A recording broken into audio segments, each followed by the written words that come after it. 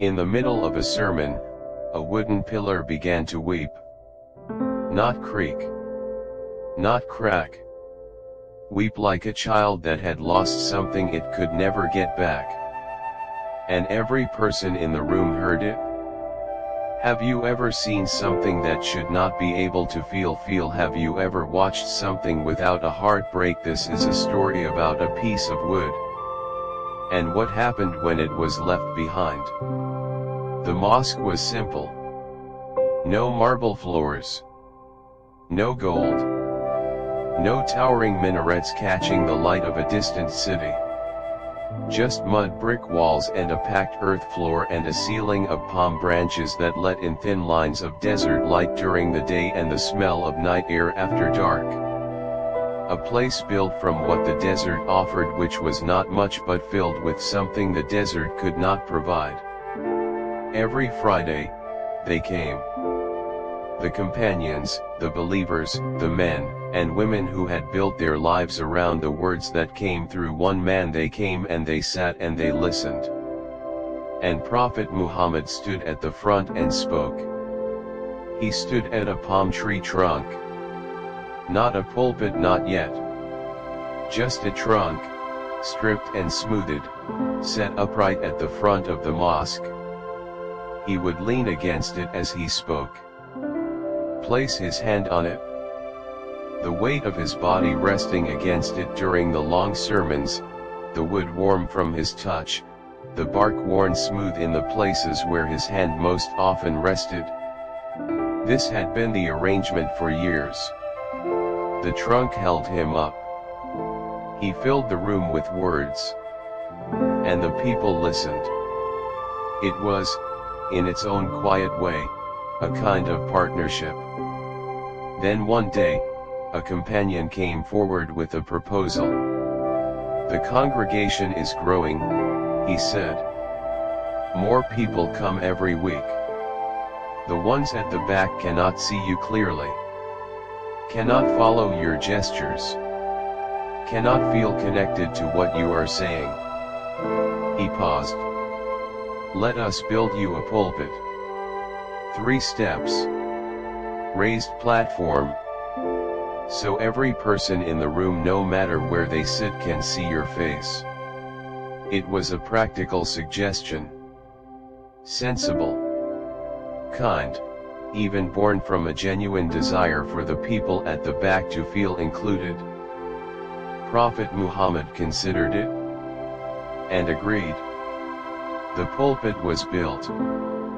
3 steps of palm wood, solid and clean, rising from the mosque floor. It was placed at the front of the room, just a few steps from where the old trunk had always stood. The first Friday came. Prophet Muhammad walked to the front of the mosque. He climbed the 3 steps. He turned to face the congregation.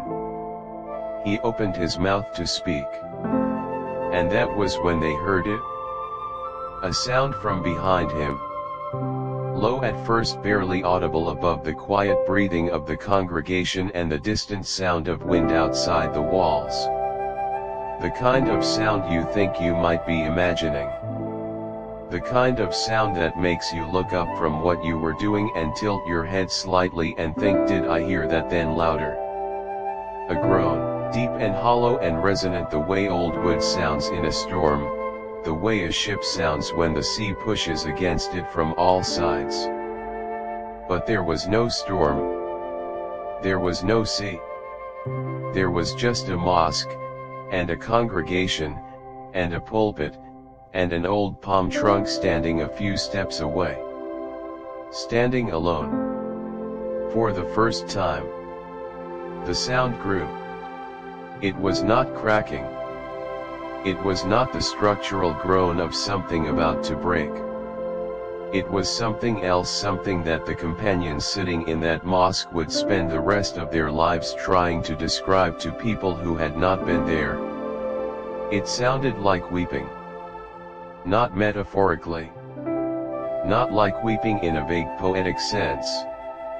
Like a child weeping.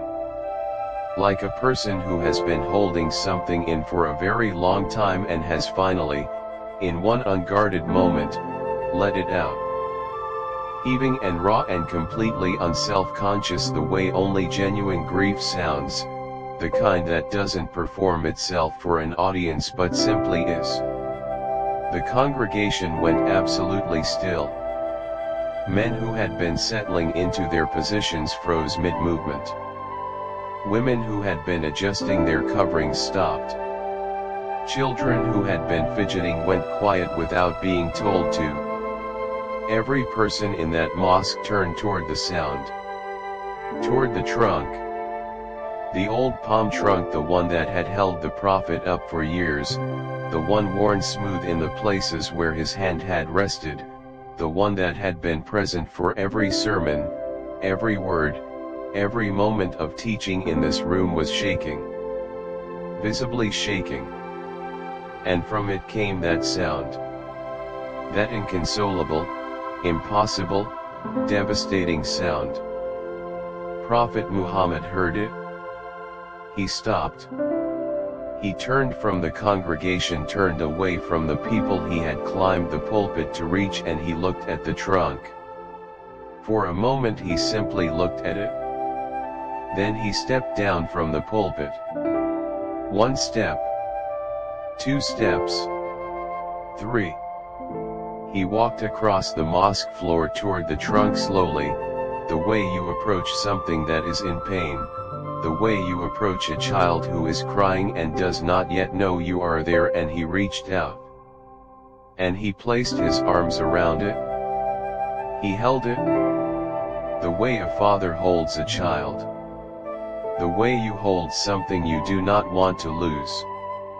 Gently, completely, without embarrassment or self-consciousness, in front of his entire congregation, in the middle of what should have been a sermon. He simply held the piece of wood that had held him up for all those years. And slowly, the sound quieted. The shaking stilled. The weeping faded, not all at once, but gradually, the way grief fades when something it needed finally arrives. It grew quieter and quieter until the mosque was silent again, and the only sound was the distant wind outside the walls and the quiet breathing of a congregation that had just watched something they did not have words for. The trunk was still. Held. Prophet Muhammad stepped back. He turned to his companions. The faces looking back at him were not the faces of men and women waiting for a sermon. They were the faces of people who had just witnessed something that had rearranged something inside them quietly, permanently, without asking permission. He spoke to them gently. It wept, he said, because it missed what it had lost. He paused. If I had not gone to it, it would have wept like this until the day of judgment. The companions never forgot it. Not one of them. These were not soft people. These were men and women who had been driven from their homes, who had buried their children, who had fought battles and survived losses that would have broken most people entirely. They were not given to sentimentality. They were not people who cried easily or were moved by small things. And they wept in that mosque. Openly. Without shame.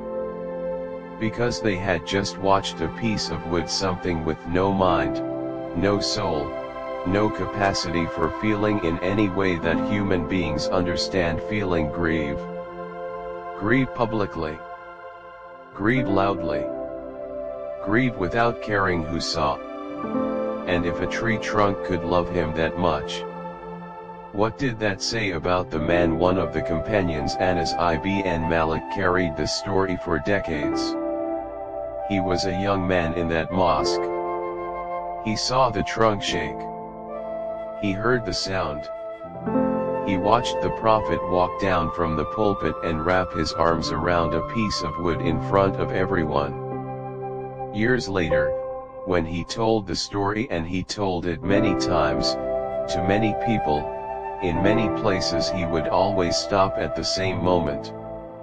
Always pause in the same place. At the sound, "I heard it," he would say. With these airs, "I heard it weeping." And then he would be quiet for a moment. Like a child, he would finally say. Exactly like a child. That trunk was eventually buried. Some accounts say the Prophet gave the companions a choice: replant it so it could grow again, or bury it so it could rest. They buried it in the earth where it had stood, where it had held him up, where it had, for one Friday afternoon, forgotten that wood is not supposed to feel, and felt anyway.